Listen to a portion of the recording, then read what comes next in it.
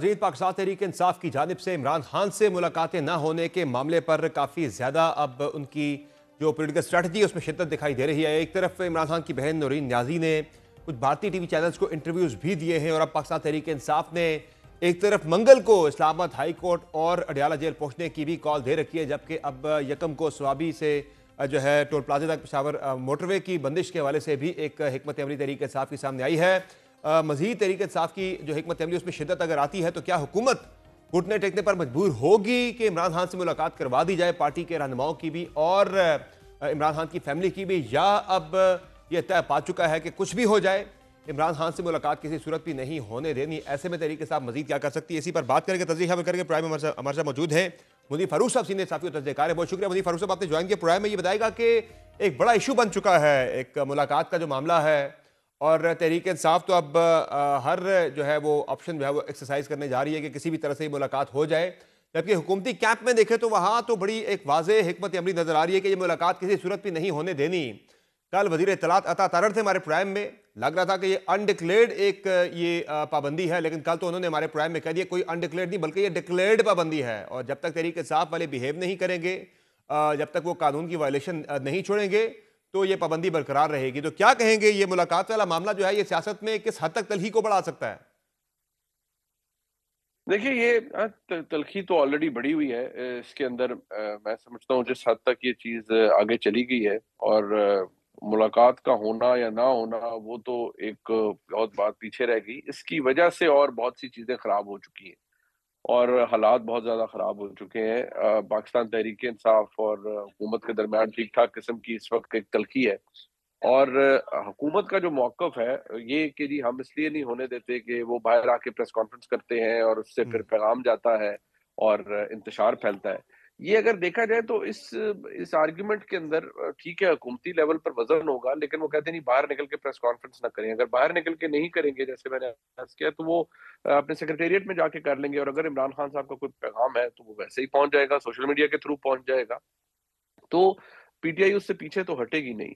लेकिन मैं समझता हूँ कि ये सब कुछ इसलिए भी किया जा रहा है कि शायद पाकिस्तान तहरीक-ए-इंसाफ को उस नहज पर ले जाया जाए कि जहाँ फिर वो कोई इंतहाई कदम उठाएँ और उसके नतीजे में कोई ऐसी सूरत-ए-हाल पैदा हो जहाँ गवर्नमेंट का रिस्पॉन्स भी बहुत ज़्यादा सख्त हो और सिचुएशन काफ़ी ज़्यादा तल्ख़ी में चली यानी आप जाए, कह रहे हैं हालात खराब हो ये जाएँ। एक ट्रैप भी हो सकता है तहरीक इंसाफ को जो है इस तरफ ले जाने के लिए, प्रोवोक करने के लिए। जिस तरह से आप देखें ना कि नूरीन न्याजी साहबा के कुछ इंटरव्यूज़ आए हैं भारतीय चैनल्स के ऊपर, और इसके अलावा अब वो मोटरवे बंद करने की बातें कर रहे हैं जो विफाक के अंडर आती है, तो इस तरह की चीज़ें जो है वो शायद उसी तरफ जा रही है तहरीक इंसाफ भी।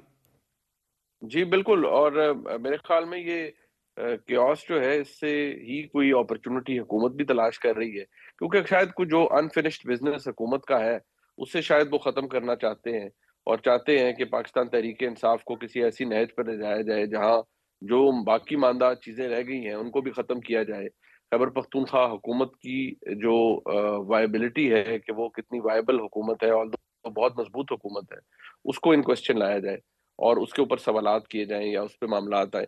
ये ऑल टुगेदर एक अगर देखा जाए तो एक सियासी स्ट्रैटेजी है हुकूमत की, बट अब ये डिक्लेयर्ड है, जैसे आपने भी कहा कि एक डिक्लेयर्ड किस्म की पाबंदी है, इसकी कोई कानूनी या आईनी बेसिस नहीं है। अगर अगर ऐसा हो तो हुकूमत अदालतों से इसके ऊपर एक कोई हुक्म ले ले कि जी ये पाबंदी जायज़ है कि इनसे मुलाकात नहीं हो सकती। लेकिन जब अदालतें खुद राइट क्रिएट कर रही हैं मुलाकात के लिए, चाहे वो आफरीदी साहब की दरख्वास्त हो, चाहे इमरान खान साहब की हमशीरा की दरख्वास्त हो, तो फिर तो मुझे यही लगता है कि इसके पीछे कोई ना कोई आर्गुमेंट ज़रूर मौजूद है कि ये मामला कहाँ जाकर रुकना हम्म। है। तो इसके साथ साथ ज़ाहिर है अब तलखी अगर बढ़ाती तरीके से, जिस तरह मैंने बताया कि वो यकम को मोटरवे बंद करने की बात कर रहे हैं, इसके अलावा फिर उन्होंने मंगल को इकट्ठे होना है इस्लामाबाद हाई कोर्ट के बाहर भी, और फिर उन्होंने जाना है अडियाला जेल की तरफ भी। अडियाला जेल के घेराव की बातें भी हो रही थी। कल असद कैसर साहब ने हमारे प्रोग्राम में वादे कर दिया कि घेराव नहीं करेंगे, ऐसे फास्ट फ्लैग कम होगा, हुकूमत को हम नहीं देंगे। लेकिन इस तरह की बातें केपी से सुहेल अफरीदी साहब और उनके जो रफका है वो कर रहे हैं कि वो दो तीन ऑप्शंस की बात कर रहे हैं कि केपी की जो है बाउंड्री बंद कर दी जाए विफाक के साथ, बाकी सूबों के साथ, और इस्लामाबाद की तरफ एक यलगार की जाए या एक अडियाला जेल की तरफ मार्च किया जाए, अडियाला जेल का घेराव किया जाए। दो तीन ऑप्शंस की बातें तो तरीके साफ कर रही है। तो अब आप क्या समझते हैं कि ये जिस तरफ तरीके साफ जा रही है, इसमें उनके अहदाफ हासिल हो सकते हैं एक तगड़ी मुदामत करके, या फिर अभी भी जो बेहतरीन ऑप्शन है वो मुफाहमत का ही हो सकता है, चूंकि तरीके साफ का वक्त एक कल मिला भी है स्पीकर नेशनल असम्बली के साथ भी? देखिए, मज़ामत तो उन्होंने करके देख ली, लेकिन उससे तो कुछ हासिल नहीं हुआ। मफ़ाहमत का भी फ़ायदा फ़िलहाल तो बस यही है कि मुख्तलिफ़ दफ़ातर के अंदर जाकर वो गुफ्तगू करते हैं, चाय पी लेते हैं, ऐसी कोई बात हो जाती है, लेकिन कोई ओवरऑल उसका कोई डिविडेंड सामने नहीं आता। बट जो प्रॉब्लम एक्ज़िस्ट करता है, वो इस चीज़ के अंदर है कि पाकिस्तान तहरीक-ए-इंसाफ ने बहैसियत जमात यहाँ से कहाँ जाना है? अगर तो वो गैर मशरूत किस्म की मफ़ाहमत करते हैं और इमरान खान साहब भी उसमें शमूलियत इख्तियार करते हैं, तो फिर सूरत-ए-हाल और है।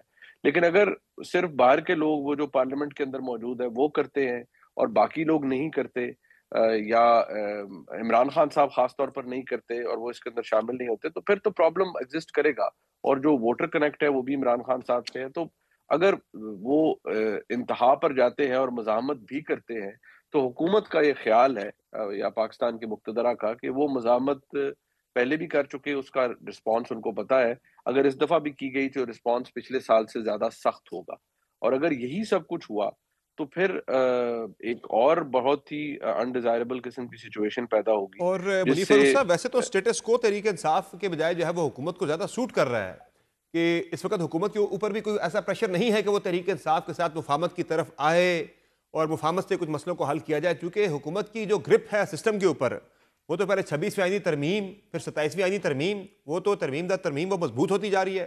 तो स्टेटस को तो गवर्नमेंट को सूट कर रहा है, शायद वो मुफाहमत भी उन्हें इस वक्त ज़्यादा सूट ना करे। अगर मुफाहमत की तरफ आते तरीके साहब को कुछ ना कुछ तो देना पड़ेगा। लेकिन कुछ मिलेगा नहीं मफ़ाहमत से तहरीक-ए-इंसाफ को भी, हुकूमत भी कुछ देने की पोज़ीशन में नहीं है, अनलेस के उनके पास इजाज़त हो हम्म। एस्टेब्लिशमेंट की, हुकूमत भी क्या दे सकती है? खान साहब से मुलाकात तक तो हुकूमत करवाने की मजाज़ नहीं है, तो आप खुद अंदाज़ा लगाइए और क्या हुकूमत नेगोशिएट कर पाएगी। सो फिलहाल अगर देखा जाए तो स्टेटस को भी आपने दुरुस्त कहा, हुकूमत को सूट करता है, लेकिन यहाँ कुछ और ऑप्शन भी नहीं है, कोई ऐसी चीज़ नहीं है जो गवर्नमेंट ये कहे कि वो दे सकती है तहरीक-ए-इंसाफ को, और हम्म। तहरीक-ए-इंसाफ के पास लेने के लिए तो बहुत लंबी लिस्ट है। बात शुरू हुई थी इमरान खान साहब की रिहाई से, लेकिन यहाँ तो मसला उनसे मुलाकात तक पे फँस गया ऐसा है। ही है।